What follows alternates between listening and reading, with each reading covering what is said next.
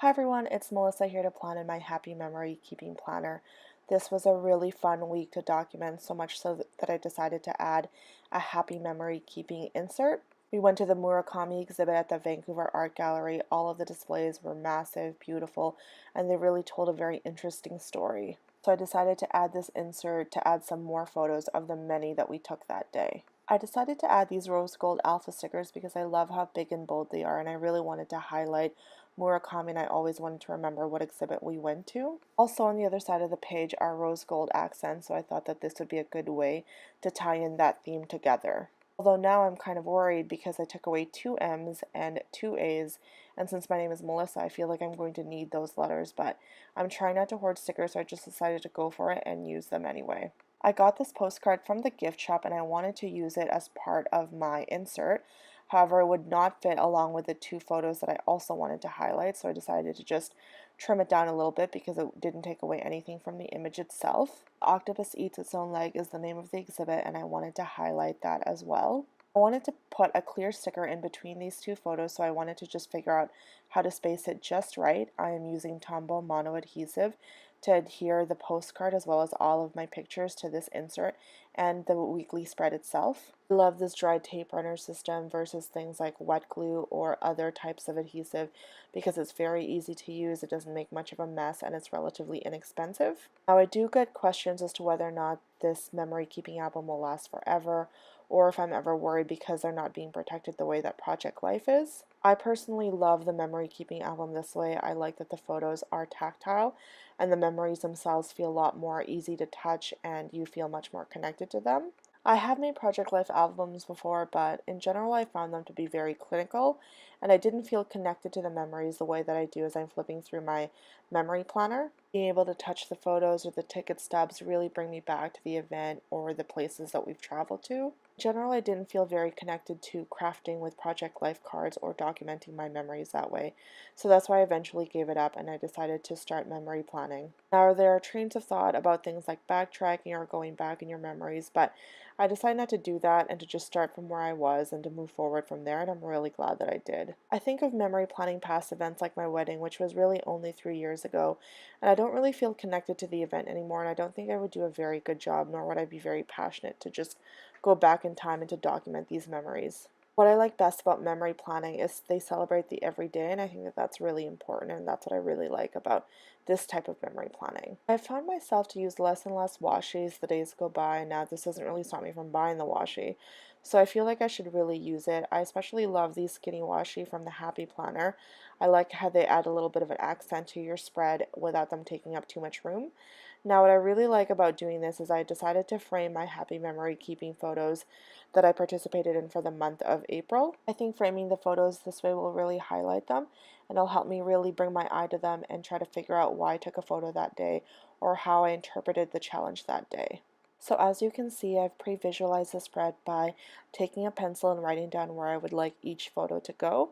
I have to print each photo in a grid using a pick frame app, for example, so I really have to pre-plan my photos so I can figure out how many photos do I need to develop for each day, pretty much how I'm going to interpret the events and stories of our lives. Now the pencil marks, I don't really feel the need to erase. I'll just go ahead and cover them up with the photos. However, if I am going to go ahead and write on it or leave it as white space, I will go ahead and erase it. Doing this pre-visualization process, it really helps me figure out, is this going to be much more of a photo heavy week or a sticker heavy week? Am I going to have a lot of white space? What theme can I come up with that'll fit the colors as well as the themes of the photos themselves? So my first step is to erase all of these pencil marks and then go ahead and glue down the photos with Tombow mono adhesive. Some people like to embellish first. I really don't like to do that because I am trying to leave much more white space. So I find that if I go ahead and embellish first, I will not know how much I need to write. So I will go ahead and put the photos down first, then I will journal about each photo if I need to.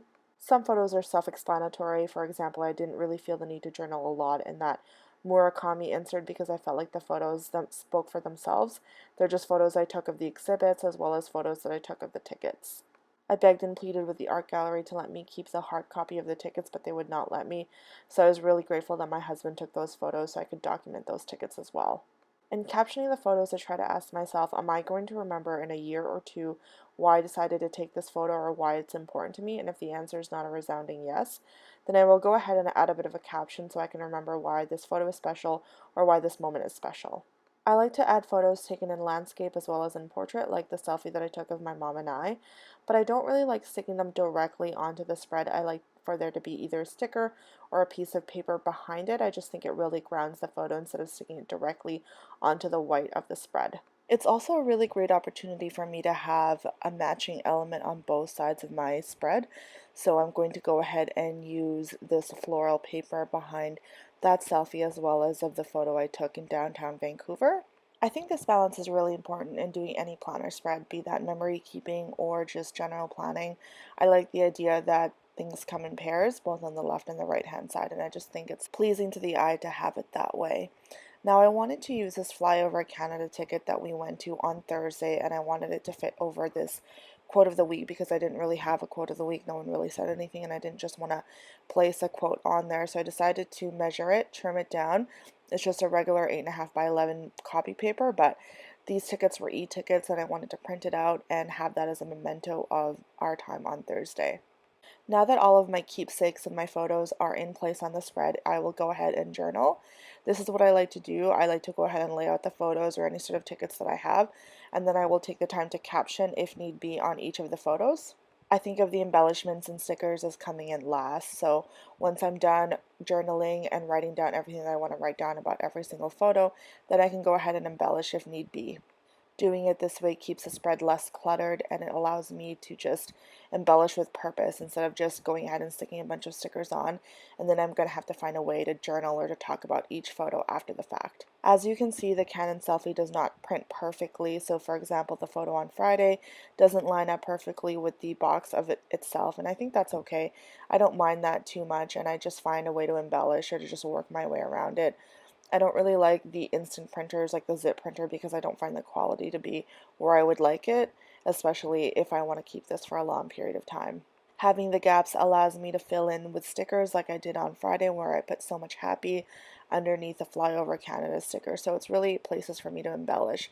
So I don't mind the gap too much. I like these circle stickers in the Floral Memory sticker book because they prompt where it was, what we were doing, and it's a really good place for me to start journaling about each of the photos. Now, since this is a very photo heavy spread, I will go ahead and leave a bit of white space just so that the eye can rest as it's going over each photo. In participating for the Happy Memory Keeping Photo Challenge by the Happy Planner, I didn't realize as to how many photos I would end up having on each week, and I almost wish that I did it in the monthly view, but I have something really special planned for my monthly view this month, so I decided to save it for that. I went ahead and used the Colorful Boxes sticker book to just actually caption right on the photo. I like how plain these boxes are, and it allows me to add a little bit of an embellishment beyond actually captioning the photo. So I added a date night sticker, and I wanted to add a camera sticker as well. Since the spread is quite colorful, I went ahead and used the colorful date marker stickers from the Dates and Holidays sticker book. Sometimes if it tends to be a bit more plain, or if I'm going with a specific color scheme, I'll just go with the black ones. If you like this video, please click like and don't forget to subscribe.